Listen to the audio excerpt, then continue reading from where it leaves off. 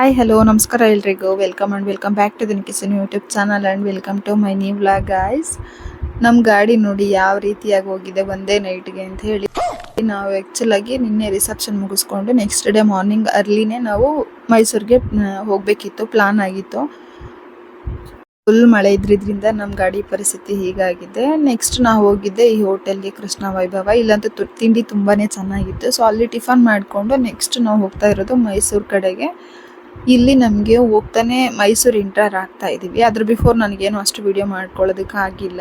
ಇಲ್ಲಿ ಬಂದಮೇಲೆ ಎಷ್ಟು ಟ್ರಾಫಿಕ್ ಆಯಿತು ಅಂದರೆ ನಮಗೆ 40 ಮಿನಿಟ್ಸ್ ಟೈಮ್ ಇಲ್ಲೇ ವೇಸ್ಟ್ ಆಗೋಯ್ತು. ನೋಡಿ ಎಷ್ಟು ಟ್ರಾಫಿಕ್ ಆಗಿದೆ ಅಂತ ಹೇಳಿ.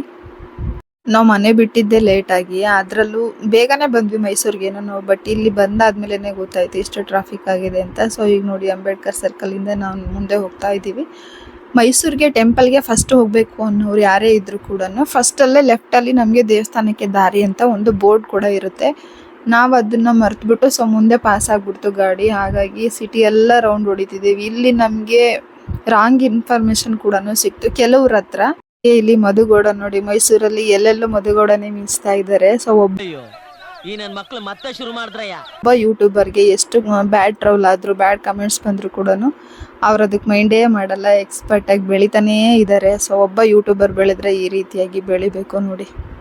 ರಾಂಗ್ ಇನ್ಫಾರ್ಮೇಶನ್ ಅಂತ ಹೇಳಿದ್ನಲ್ಲ. ಸೊ ಕೆಲವರು ನಮಗೆ ಈ ರೀತಿ ಹೋಗಿ ಆ ರೂಟಲ್ಲಿ ಹೋಗಿ ಅಂತ ಹೇಳಿದ್ರೆ ಅವ್ರಿಗೆ ಗೊತ್ತೋ ಇಲ್ವೋ ಗೊತ್ತಿಲ್ಲ ರೂಟ್ ಮಾತ್ರ. ನೆಕ್ಸ್ಟ್ ನಾವು ಟ್ರಾಫಿಕ್ ಪೊಲೀಸಿಂದನೇ ಕರೆಕ್ಟಾಗಿ ಅಡ್ರೆಸ್ನ ತಿಳ್ಕೊಂಡು ಟೆಂಪಲ್ ರೋಡ್ಗೆ ಬಂದ್ವಿ.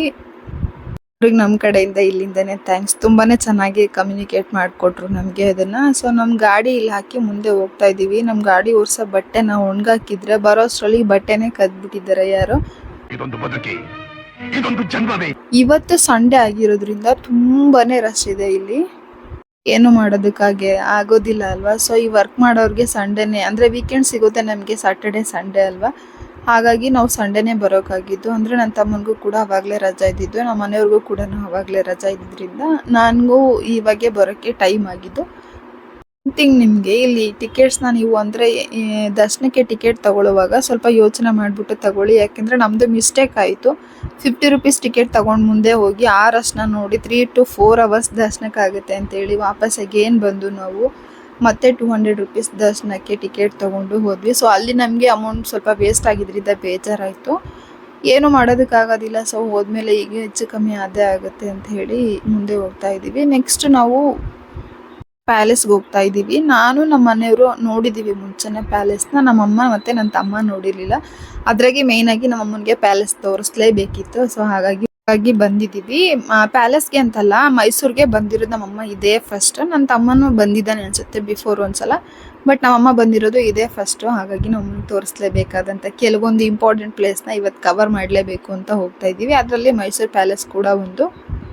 ತುಂಬಾನೇ ಬಿಸಿಲಿದೆ ಮಾತ್ರ, ಇಲ್ಲಿ ಹೇಳೋಕ್ಕೆ ಆಗಲ್ಲ ಅಷ್ಟೊಂದು ಬಿಸಿಲಿದೆ. ಸೊ ಇಲ್ಲಿ ಪರ್ ಹೆಡ್ ಅಡಲ್ಟಿಗೆ 150 ರುಪೀಸ್ ಚಾರ್ಜ್ ಮಾಡ್ತಾರೆ. ನಾವು 4 ಮೆಂಬರ್ಸ್ ಇರೋದ್ರಿಂದ 600 ರುಪೀಸ್ ಆಯಿತು ನಮಗೆ. ಸೊ ಈಗ ಎಂಟರ್ ಆಗ್ತಾ ಇದ್ದೀವಿ ನೋಡಿ ನಾವು ಪ್ಯಾಲೇಸ್ ಒಳಗಡೆ. ಎಂಟ್ರಿ ಟಿಕೆಟ್ ಕೊಟ್ಬಿಟ್ಟು ಸಂಡೇ, ಅದರಲ್ಲೂ ನಾವು ಲೇಟಾಗಿ ಬಂದಿರೋದ್ರಿಂದ ನಮಗೆ ಎಷ್ಟು ಸಾಧ್ಯನೋ ಅಷ್ಟು ಪ್ಲೇಸಸ್ನ ಕವರ್ ಮಾಡಬೇಕು ಅಂತ ಅಂದ್ಕೊಂಡು ಇವತ್ತು ಹೋಗ್ತಾ ಇದ್ದೀವಿ. ಹೊರಗಡೆ ಎಲ್ಲನೂ ತುಂಬ ಕೂಡ ಅಷ್ಟೇ, ಎಷ್ಟು ತುಂಬಾ ಜನಗಳಿದ್ರು. ಸಂಡೇ ಆಗಿರೋದ್ರಿಂದ ಎಲ್ರಿಗೂ ಗೊತ್ತಿರುತ್ತೆ, ಯಾವುದೇ ಟೂರಿಸ್ಟ್ ಪ್ಲೇಸ್ ಆದರೂ ಕೂಡ ಎವ್ರಿ ವೀಕೆಂಡ್ಸು ಈ ಥರ ರಶ್ ಇದ್ದೇ ಇರುತ್ತೆ. ಸೊ ಅದಕ್ಕೆ ಯಾರೇ ಪ್ಲ್ಯಾನ್ ಮಾಡಿದರೂ ವೀಕ್ ಡೇಸಲ್ಲಿ ಪ್ಲ್ಯಾನ್ ಮಾಡಬೇಕು. ಕೆಲವ್ರಿಗೆ ಆಗೋದಿಲ್ಲ, ಏನು ಮಾಡೋಕ್ಕಾಗಲ್ಲ. ರಶ್ ಇದ್ರೂ ಕೂಡ ವೀಕೆಂಡಲ್ಲೇ ಹೋಗಬೇಕಾಗುತ್ತೆ. ಹಾಗಾಗಿ ಇಲ್ಲಿ ಬೇಸಿಗೆಗಾಲ ಆಗಿರೋದ್ರಿಂದ ಅಷ್ಟೊಂದೇನು ಗ್ರೀನರಿ ಕಾಣಿಸ್ತಾ ಇಲ್ಲ. ಅದರ್ವೈಸ್ ತುಂಬಾ ಚೆನ್ನಾಗಿರುತ್ತೆ ಪ್ಯಾಲೇಸ್ ಗ್ರೌಂಡ್ ಅಂತೂ. ನಾನು ಬಿಫೋರ್ ಹೋದಾಗ ಫುಲ್ ಎಲ್ಲನೂ ಅಂದರೆ ಆವಾಗ ಮಳೆಗಾಲ ಆಗಿದ್ದರಿಂದ ತುಂಬಾ ಗ್ರೀನಿಶ್ ಆಗಿತ್ತು. ಅದ್ರ ಮಧ್ಯೆ ಪ್ಯಾಲೇಸ್ ನೋಡೋಕ್ಕೆ ಒಂಥರ ಮಜಾ ಇರ್ತಿತ್ತು. ಇಲ್ಲಿ ನೋಡಿ ಡಿಫ್ರೆಂಟ್ ರೋಸಸ್ಸು, ಹಾಗೆ ತುಂಬ ಡಿಫ್ರೆಂಟ್ ಫ್ಲವರ್ಸ್ ಎಲ್ಲ ಹಾಕಿದ್ರು. ತುಂಬ ಚೆನ್ನಾಗಿ ಕಾಣಿಸ್ತಾ ಇತ್ತು ಇದು ಹೊರಗಡೆಯಿಂದ. ಅಂದರೆ ಈ ಕಡೆ ನಾವು ಎಂಟರಿಂದ ಹೋಗಿಲ್ಲ. ಸೊ ಎಂಟ್ರಿ ಯಾವ ಥರ ಇದೆಯೋ ಅಂದರೆ ಅರಮನೆ ಎಂಟರ್ ಬೇರೆ ಇದೆ. ನಾವು ಹೋಗ್ತಿರೋದು ಇಲ್ಲಿ ನಾವೇನೇನು ಹೋಗ್ತೀವೋ ಟೂರಿಸ್ಟ್ ಎಲ್ಲ ಅವ್ರಿಗೆ ಬೇರೆ ಥರ ಎಂಟ್ರಿ ಸಿಗುತ್ತೆ. ಇಲ್ಲಿ ಸ್ಲಿಪ್ಪರ್ ಹಾಕ್ಕೊಂಡು ಎಂಟ್ರಿ ಇಲ್ಲ. ಸೊ ಇಲ್ಲೊಂದು ಫ್ರೀಯಾಗಿ ಸ್ಲಿಪ್ಪರ್ ಸ್ಟ್ಯಾಂಡ್ ಎಲ್ಲ ಇದೆ. ಅಲ್ಲಿ ನಾವೆಲ್ಲ ಸ್ಲಿಪ್ಪರ್ಸ್ನ ಬಿಟ್ಬಿಟ್ಟು ಬರಿಗಾಲಲ್ಲೇ ಹೋಗಬೇಕು. ಆ್ಯಂಡ್ ಒನ್ ಥಿಂಗ್ ಏನು ಅಂದರೆ ಯಾರೆಲ್ಲ ಅಂದರೆ ಔಟ್ ಆಫ್ ಕಂಟ್ರಿ ಅವರಾಗಿರ್ಬೋದು ಅಥವಾ ಹೊರ ರಾಜ್ಯದಿಂದ ಯಾರೆಲ್ಲ ಬಂದಿರ್ತಾರೋ ಅವರಿಗೆ ಗೈಡ್ ಅವಶ್ಯಕತೆ ಇದ್ದರೆ ಗೈಡ್ನ ತಗೋಬೋದು. ನಾವು ಕರ್ನಾಟಕದವರೇ ಪ್ಲಸ್ ಕನ್ನಡದವರೇ ಆಗಿರೋದ್ರಿಂದ ನಮಗೆ ಅಷ್ಟೋ ಇಷ್ಟ ಆದರೂ ಗೊತ್ತಿರುತ್ತೆ ನಮ್ಮ ಮೈಸೂರು ರಾಜ್ಯದ ಬಗ್ಗೆ. ಸೊ ನಮಗೇನು ಗೈಡ್ ಅವಶ್ಯಕತೆ ಇರಲಿಲ್ಲ. ಅಲ್ಲಿರೋ ವಿವರಣೆ ಆಗಿ ನಾವು ಬಿಫೋರ್ ಸ್ಟಡಿ ಟೈಮಲ್ಲಿ ಎಲ್ಲ ಇಷ್ಟ ಬಗ್ಗೆ ಓದಿರ್ತೀವಿ ಅಲ್ವಾ. ಸೊ ಅಷ್ಟಾಗಿ ನಾವು ಅದಕ್ಕೆ ಏನು ಬೇಡ ಗೈಡ್ಸ್ ಅಂಥೇಳಿ ನಾವಷ್ಟೇ ಅಲ್ಲಿರೋದು ಏನೇ ವಿವರಣೆ ಇತ್ತು ಅದೆಲ್ಲ ಓದ್ಕೊಂಡು ಹೋಗ್ತಾ ಇದ್ವಿ. ಒಂದು ರೌಂಡ್ ಪ್ಯಾಲೇಸ್ ನೋಡಿ ನನಗಂತೂ ಮೈ ಜುಮ್ ಅನ್ನಿಸ್ಬಿಡ್ತು. ಇಲ್ಲೊಂದು ಸಮಸ್ಯೆ ಖಂಡಿತ ಇದೆ. ಅವಾಗಿನ ಕಾಲನೇ ಚೆನ್ನಾಗಿತ್ತಲ್ವಾ, ಎಷ್ಟು ರಾಜ ವೈಭವ, ತುಂಬಾನೇ ಚೆನ್ನಾಗಿತ್ತು ಮಾತ್ರ ನೋಡೋದಕ್ಕೆ. ಅಲ್ಲಿ ಒಂದ್ ಸೈಡ್ ಖುಷಿ ಕೂಡ ಆಯ್ತು. ನಮ್ಮಂತೂ ತುಂಬಾನೇ ಹ್ಯಾಪಿ ಆದ್ರು ಪ್ಯಾಲೇಸ್ನ ನೋಡಿ. ನನಗೆ ಒಂಥರ ಫೀಲ್ ಆಯ್ತು ಅವಾಗ, ಮುಂಚೆನೆ ತೋರಿಸ್ಬೇಕಿತ್ತಲ್ವಾ ಅಂತ ಹೇಳಿ. ಇಲ್ಲಿ ನೋಡಿ ರಾಜ ಮನೆತನವ್ರದ್ದು ಯಾರ್ಯಾರಿದ್ದಾರೋ ಎಷ್ಟು ಸಾಧ್ಯನೋ ಅಷ್ಟನ್ನ ಎಲ್ಲನೂ ಅವ್ರು ಕವರ್ ಮಾಡಿಟ್ಟಿದ್ದಾರೆ. ಅಲ್ಲಿ ಅವ್ರ ಬಗ್ಗೆ ವಿವರಣೆ ಆಗಿರ್ಬೋದು, ಅಂದ್ರೆ ಅವ್ರು ಏನೇನು ಮಾಡಿದಾರೋ ಕಾರ್ಯಗಳನ್ನ ಅದ್ರ ಬಗ್ಗೆ ಈ ಥರ ಪೇಂಟಿಂಗ್ಸ್ ಅಲ್ಲೆಲ್ಲ ಇಟ್ಟಿದ್ದಾರೆ. ತುಂಬಾನೇ ಚೆನ್ನಾಗಿದೆ ಕೂಡ ಅದನ್ನ ನೋಡೋದಕ್ಕೆ, ತಿಳ್ಕೊಳ್ಳೋದಕ್ಕೆ ಎಲ್ಲನೂ. ಇನ್ನೊಂದು ವಿಷಯ ಏನು ಅಂದರೆ ಗೈಸ್, ನಮ್ಮ ಸೈಡ್ ಇರೋರಿಗೆ ಅಂದರೆ ಚೌಳೂರು ಅಂದರೆ ಚಳ್ಳಕೆರೆ ತಾಲೂಕು ಚಿತ್ರದುರ್ಗ ಜಿಲ್ಲೆಯಲ್ಲಿ ಚೌಳೂರು ಹತ್ರ ಒಂದು ಸೇತುವೆ ಇದೆ. ಸೊ ಆ ಸೇತುವೆನ ಇದೇ ಮೈಸೂರು ಮಹಾರಾಜರ ಆಡಳಿತದಲ್ಲೇ ಅದನ್ನೇ ಕನ್ಸ್ಟ್ರಕ್ಟ್ ಮಾಡಿರೋದು. ಸೊ ಯಾರಿಗಾದರೂ ಯಾವ ರಾಜ ಆಡಳಿತ ಅಂದರೆ ಯಾವ ರಾಜರ ಕಾಲದಲ್ಲಿ ಅದನ್ನು ಕನ್ಸ್ಟ್ರಕ್ಟ್ ಮಾಡಿದ್ರು ಅಂತ ಗೊತ್ತಿದ್ರೆ ಕಮೆಂಟ್ ಮಾಡಿ ನೋಡೋಣ. ಹಾಗಂತ ನನಗೆ ಗೊತ್ತಿಲ್ಲ ಅಂತ ಅನ್ಕೋಬೇಡಿ, ರಿಯಲ್ ಆಗಿ ನನಗೆ ಗೊತ್ತು ಯಾವುದು ಅಂತ ಹೇಳಿ. ಜನಕ್ಕೆ ಅಷ್ಟೇ ಅದ್ರ ಬಗ್ಗೆ ಗೊತ್ತಿರುತ್ತೆ ಅಂತ ತಿಳ್ಕೊಬೇಕು ಅನ್ನೋ ಒಂದೇ ಒಂದು ಅಷ್ಟೇ. ನನಗೆ ಗೊತ್ತಿದ್ದವ್ರು ಕಮೆಂಟ್ ಮಾಡಿ, ಇಲ್ಲಾಂದರೆ ಓಕೆ, ನೋ ಪ್ರಾಬ್ಲಮ್. ನಮ್ಮಮ್ಮನಿಗೆ ಇಲ್ಲಿರೋ ಇಂಥ ರಾಜರ ನೇಮ್ ಆಗಿರ್ಬೋದು, ಅವ್ರು ಮಾಡಿರೋ ಕಾರ್ಯಗಳ ಬಗ್ಗೆ ಆಗಿರ್ಬೋದು, ನಮ್ಮಮ್ಮನಿಗೆ ನಾನು ಎಕ್ಸ್ಪ್ಲೈನ್ ಮಾಡ್ತಾ ಇದ್ರೆ ನಮ್ಮಮ್ಮ ನಿಜವಾಗ್ಲೂ ಖುಷಿ ಪಡ್ತಾ ಇದ್ರು ಅದನ್ನೆಲ್ಲ ನೋಡಿ. ಹಿಂಗೆ ಮೈಸೂರು ರಾಜವಂಶದರಲ್ಲಿ ಅಂದರೆ ಟೋಟಲ್ ಸ್ಟೋರಿಲಿ ನನಗೆ ತುಂಬ ಇಷ್ಟ ಆಗಿರೋದು ಅಂದರೆ ರಾಜರ ಬಗ್ಗೆ ಹೇಳ್ತಾ ಇರೋದು ನಾನು, ಅವ್ರು ಮಾಡಿರೋ ಕಾರ್ಯಗಳ ಬಗ್ಗೆ. ಪ್ಲಸ್ ನನಗೆ ಅದ್ರ ರಿಲೇಟೆಡ್ ಅಂತ ನನಗೆ ಅನಿಸಿದ್ದು ಅಂತಂದರೆ, ನನಗೆ ನಾಲ್ವಡಿ ಕೃಷ್ಣರಾಜೇಂದ್ರ ಒಡೆಯರ್ ಇದ್ದಾರಲ್ಲ, ನನಗೆ ಅವ್ರ ಆಡಳಿತ ತುಂಬಾ ಇಷ್ಟ. ಇಲ್ಲಿ ಬ್ರಿಟನ್ ಅವ್ರಂದ್ರೆ ನಮಗೆ ಬ್ರಿಟಿಷರು ನಮ್ಮ ಮೈಸೂರು ರಾಜ್ಯಕ್ಕೆ ಯಾವಾಗ ಬಂದರು, ಯಾವ ಟೈಮಲ್ಲಿ ಎಂಟರ್ ಆದರು, ಸೊ ಅವ್ರ ಫೋಟೋಸ್ ಕೂಡ ಇಲ್ಲಿ ಇಟ್ಟಿದ್ದಾರೆ, ನೋಡ್ಬೋದು ಇಲ್ಲಿ ಹೋಗಿರೋರು. ನಮ್ಮಮ್ಮನಿಗೆ ಇದ್ರ ಹಿಸ್ಟ್ರಿ ಎಲ್ಲನೂ ಗೊತ್ತಿಲ್ಲ. ನಾನು ಎಕ್ಸ್ಪ್ಲೈನ್ ಮಾಡಿದಾಗ ನಮ್ಮಮ್ಮಗೆ ಅದೇನು ಗೊತ್ತಾಯ್ತೋ ಏನೋ ಗೊತ್ತಿಲ್ಲ. ನಮ್ಮಮ್ಮ ಅಂತೂ ಬ್ರಿಟಿಷ್ ಅವ್ರನ್ನ ಬೈಕೋತಾ ಇದ್ರು, ಇವ್ರು ಯಾಕೆ ಬಂದರು ನಮ್ಮ ರಾಜ್ಯಕ್ಕೆ ಎಲ್ಲ ತಗೊಂಡೋಗೋದಕ್ಕೆ ಹಾಗೆ ಹೀಗೆ ಅಂತ ಹೇಳಿ. ಬರೀ ಇಂಥದೆಯ ಇಲ್ಲಿರೋ ಥಿಂಗ್ಸ್ ಎಲ್ಲ ನೋಡಿ, ಇದು ನಮ್ಮ ರಾಜರು ಹೊರ ರಾಜ್ಯಗಳಿಗೆ ಪ್ರವಾಸ ಹೋಗ್ತಿದ್ರಲ್ವ. ಸೊ ಅವಾಗ ಆ ರಾಜ್ಯದವರೆಲ್ಲ ನಮ್ಮ ರಾಜರಿಗೆ ಕೊಟ್ಟಿರೋಂಥ ಗಿಫ್ಟ್ಗಳು ಇದೆಲ್ಲ, ಬೆಳ್ಳಿದು ಅದು ಇದು ಕೆಲವೊಂದೆಲ್ಲ ಐಟಮ್ಸ್ ಇದೆ ಇಲ್ಲಿ. ಇದನ್ನೆಲ್ಲ ಕೂಡ ನಾವು ಅರಮನೆಯಲ್ಲಿ ನೋಡೋದಕ್ಕೆ ಸಿಗುತ್ತೆ. ಸೊ ತುಂಬ ಖುಷಿ ಆಗುತ್ತೆ ಈ ಥರದನ್ನೆಲ್ಲ ಈಗಿನ ಕಾಲದಲ್ಲಿ ನೋಡ್ತೀವಲ್ಲ ಅಂಥೇಳಿ. ನನಗೆ ಇಲ್ಲಿ ಅನಿಸಿದ್ದು ಏನು ಅಂದರೆ, ಒಂದು ರೌಂಡ್ ನಾವು ರಾಜರ ಕಾಲಕ್ಕೆ ವಾಪಸ್ ಹೋಗಬೇಕು ಅಂತ ನನ್ನ ಇಮ್ಯಾಜಿನೇಷನಲ್ಲೇ ನಾನು ಹೋಗ್ಬಿಟ್ಟೆ. ಸೊ ಹಾಗಾಗಿ ಈಗ ಇರೋ ರಾಜಕೀಯ ಆಗಿರ್ಬೋದು ಅಥವಾ ಎಲ್ಲ ಒಬ್ಬರ ಮಧ್ಯೆ ಒಬ್ಬರು ಜಗಳ ಅದು ಇದು ಎಲ್ಲ ಇವಾಗಿಂದು ನೋಡಿ ನನಗೆ ರಾಜರ ಕಾಲನೇ ಇದ್ದಿದ್ರೆ ಚೆನ್ನಾಗಿರ್ತಿತ್ತು ಅಂತ ತುಂಬಾ ಅನ್ನಿಸ್ತು. ಸೊ ನಂತರನೇ ಯಾರಿಗೆಲ್ಲ ಇನ್ನು ರಾಜಾಡಳಿತ ಇರಬೇಕಿತ್ತು ಅನ್ನಿಸ್ತು ಅವರೆಲ್ಲ ಕಮೆಂಟ್ ಮಾಡಿ.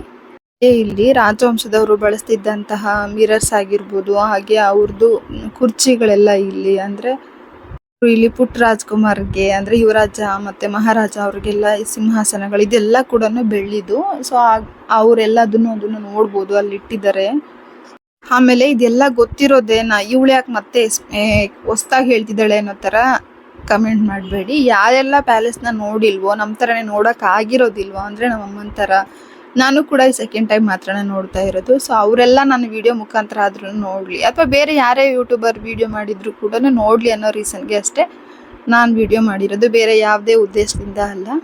ಮುಂಚೆ ಎಲ್ಲ ನಾನು ಪ್ಯಾಲೇಸ್ಗೆ ಹೋದಾಗ ವಿಡಿಯೋಸ್, ಫೋನ್ ಕ್ಯಾಮ್ರಾ ಈ ಥರ ಯಾವುದೇ ಕೂಡ ಅಲೋ ಇರಲಿಲ್ಲ. ಈಗ ಮಾತ್ರನೇ ಈ ಥರ ಅಲೋ ಮಾಡಿರೋದು. ನನಗೂ ಖುಷಿ ಆಯಿತು. ಸೊ ಹಾಗಾಗಿ ನಾನು ಅದನ್ನು ವಿಡಿಯೋ ಮಾಡಿಕೊಂಡೆ ಅಷ್ಟೇ. ಇಲ್ಲಿಂದರೆ ನನಗೂ ಕೂಡ ಸಾಧ್ಯ ಆಗ್ತಾ ಇರಲಿಲ್ಲ ಇದನ್ನೆಲ್ಲದನ್ನು ತೋರಿಸೋದಕ್ಕೆ.